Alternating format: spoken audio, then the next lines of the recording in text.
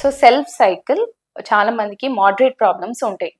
Count అనేది maximum తగ్గకపోయినా border line లో తగ్గింపు అనేది కనిపిస్తుంది. స్పర్మ్ కౌంట్ కూడా అలాగే సివియర్లీ రెడ్యూస్ కాకపోయినా టు మోడరేట్ అమౌంట్ తగ్గినట్టు కనిపిస్తుంది.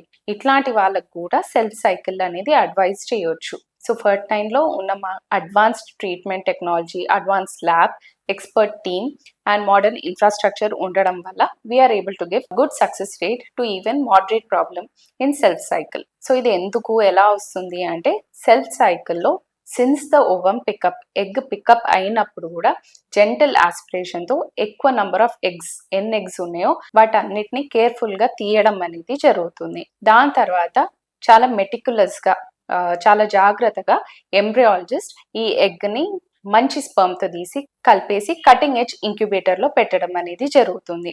దాని తర్వాత ఏర్పడిన ఎంబ్రియో సెలెక్షన్ చేసినప్పుడు మంచి ఎంబ్రియోస్ ని సెలెక్ట్ చేయడం అనేది జరుగుతుంది. దీని తర్వాత మళ్ళీ మనం ఎంబ్రియోని గర్భసంచిలో పెట్టేటప్పుడు అల్ట్రాసౌండ్ గైడెన్స్ ద్వారా ఏ పార్ట్ లో ఎంబ్రియో అనేది కూర్చోవాలో అక్కడ నెమ్మదిగా ఎంబ్రియోని కూర్చోబెట్టడం జరుగుతుంది. సో దీనివల్ల ఈవెన్ సెల్ఫ్ సైకిల్స్ లో మోడరేట్ ప్రాబ్లం ఉన్నా సరే సక్సెస్ రేట్ అనేది హై ఇవ్వగలుగుతున్నాము.